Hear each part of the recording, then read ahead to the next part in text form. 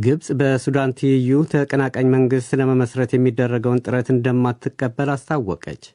የግብጽ የውጭ ጉዳይ ሚኒስቴር ዛሬ ባሰራጨው መግለጫ በሱዳን ትይዩ መንግሥት ለመመስረት የሚደረገው ጥረት የሀገሪቱ ሉዓላዊነትና የግዛት አንድነት አደጋ ላይ የሚጥል ነው ብለዋል። እስራኤል ወደ ጋዛ የሚገባውን የሰብአዊ እርዳታ ሸቀጦችና አገልግሎቶች ማገዷ ተሰማም። እስራኤል ይህን እገዳ የጣለችው ትላንት የተጠናቀቀው የመጀመሪያው ዙር የተኩስ አቁም ስምምነት ለማራዘም ሐማስ ፈቃደኛ ባለመሆኑ ነው ብላለች። በከባድ ሕመም ላይ ያሉት የሮማው ሊቀ ጳጳስ ፍራንሲስ ከሆስፒታል ሆነው ለመላው ዓለም የሰላም መልእክት አስተላልፈዋል። ዩናይትድ ስቴትስ ለዩክሬን የምትሰጠውን ወታደራዊና የገንዘብ ድጋፍ ማቆም ለሩሲያ በዩክሬን ላይ የጀመረችውን ጦርነት ድል እንድትቀዳጅ ያደርጋታል ሲል የጦርነት ጥናት የሚተነትን ተቋም አሳወቀም።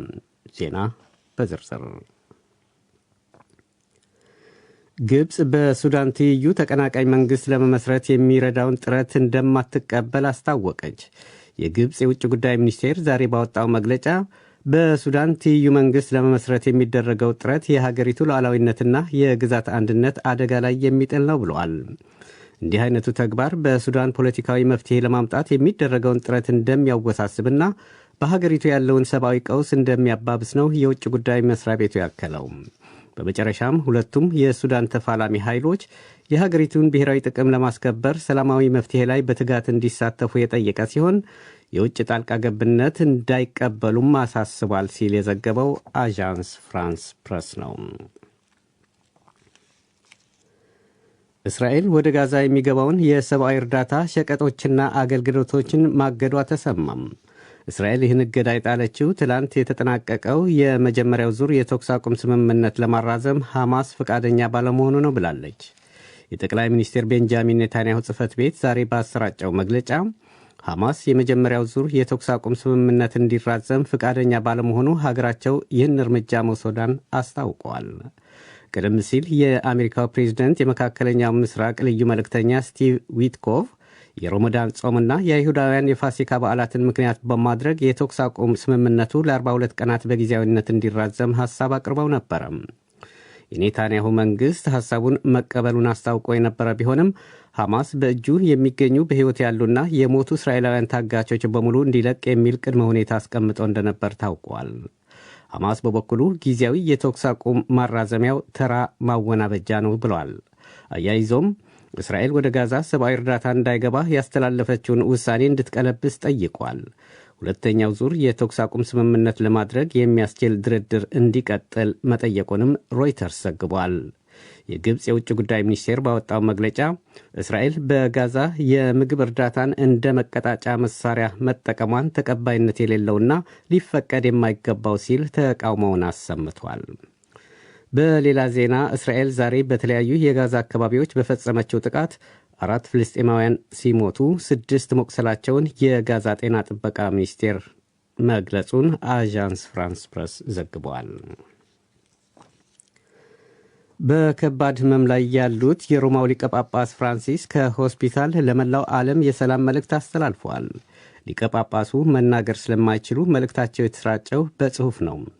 ፍራንሲስ በሰላም መልእክታቸው በተለይም ዩክሬን፣ ፍልስጤም፣ እስራኤል፣ ሊባኖስ፣ ሱዳን እና ዲሞክራቲክ ሪፐብሊክ ኮንጎን ጠቅሰው በሀገራቱ ሰላም እንዲሰፍን ጥሪ አድርጓል። በተጨማሪም ጤናቸው እንዲመለስ በመላው ዓለም በጸሎታቸው ያሰቧቸውን ሁሉ ማመስገናቸውን የጀርመን ዜና አገልግሎት ዘግቧል። የጀርመን ቀጣይ መራሄ መንግሥት ይሆናሉ ተብለው የሚጠበቁት ፍሬድሪሽ ሜርስ በተቻለ ፍጥነት የአሜሪካ ፕሬዝዳንት ዶናልድ ትራምፕን ማግኘት እንደሚፈልጉ ተነገረ። ምክትላቸው ዮሐን ዋዴቱል ዛሬ ለተሰራጨው የበርሊኑ ታገስ ሽፒግል ጋዜጣ እንደተናገሩት ሜርስ በተቻለ ፍጥነት ትራምፕን አግኝተው ለመነጋገር ይፈልጋሉ ማለታቸውን የጀርመን ዜና አገልግሎት ዘግቧል። ባለፈው አርብ የዩክሬኑ ፕሬዝደንት ቮሎዲሚር ዜሌንስኪ ከአሜሪካው ፕሬዝደንት ጋር ያደረጉት ውይይትን ተከትሎ የአውሮፓ ሀገራት በጉዳይ ላይ ፈጣን ምላሽ ለመስጠት መገደዳቸውን መረጃዎች ያመለክታሉ። ዶናልድ ትራምፕ በዲፕሎማሲው ዘርፍ ባልተለመደ መልኩ በጋዜጠኞች ፊት የዩክሬኑ ፕሬዝደንት ዜሌንስኪን አሜሪካ ላደረገችው ድጋፍ ምስጋና አልሰጠህም፣ የሦስተኛው የዓለም ጦርነት ልታዋልድ ነው የሚሉ ኃይለ ቃላትን መናገራቸውንና ለዩክሬን የሚሰጡትን ወታደራዊ ድጋፍ እንደሚያቋርጡ ፍንጭ ከሰጡበት ጊዜ ጀምሮ በአውሮፓ ሀገራት ከባድ ድንጋጤ መፍጠሩ መረጃዎች ያመለክታሉ። በአሜሪካ ያልቀናቸው ዜሌንስኪ በትላንትናው ዕለት በዩናይትድ ኪንግደም ደማቅ አቀባበል ተደርጎላቸዋል። የዩናይትድ ኪንግደም ጠቅላይ ሚኒስትር ኪየር ስታርመር ሁሌም ከዩክሬን ጎን እንደሚቆሙ ገልጸውላቸዋል ነው የተባለው። ከውይይታቸው በኋላም ሁለቱም ሀገራት የ$2.26 ቢሊዮን የብድር ስምምነት ተፈራርመዋል። ፕሬዚደንት ዜሌንስኪ ዛሬ በሎንዶን በሚካሄደው የአውሮፓ መሪዎች በዩክሬን ጉዳይ በሚመክሩበት ጉባኤ ላይ እንደሚሳተፉ ታውቋል።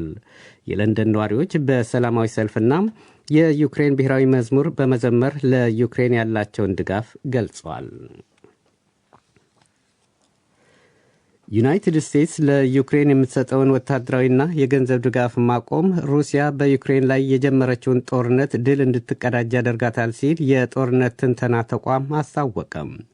በአሜሪካ መሠረት ያደረገው ተቋሙ ዛሬ ባወጣው የጦርነት ትንተና ዘገባ የአሜሪካው ፕሬዝዳንት ዶናልድ ትራምፕ ለዩክሬን የሚሰጡትን ድጋፍ እንደሚያቋርጡ ለዩክሬኑ ፕሬዝዳንት ማስፈራራታቸው የጦርነቱ ሚዛን ወደ ሩሲያ እንዲያጋድል ያደርጋል ነው ያለው። ተቋሙ በተጨማሪም ይህ ለፕሬዝዳንት ፑቲን የቀድሞ የሶቪየት ኅብረት ግዛቶች የነበሩ እንደነ ሊቱዌኒያ፣ ኢስቶኒያና ላቲቪያ ያሉ ሀገሮች ኃይልን ተጠቅመው ወደ ግዛታቸው ለመመለስ እንደሚያደፋፍራቸው አስጠንቅቋል። አያይዞም አሜሪካ ለዩክሬን የምትሰጠውን ድጋፍ ካቋረጠች በዓለም ላይ ያላትን ተደማጭነት እንደሚቀንሰውም ተቋሙ ማስታወቁን የዘገበው የጀርመን ዜና አገልግሎት ዲፒኤ ነው። ይህ ዶይቼ ቬለ ነው።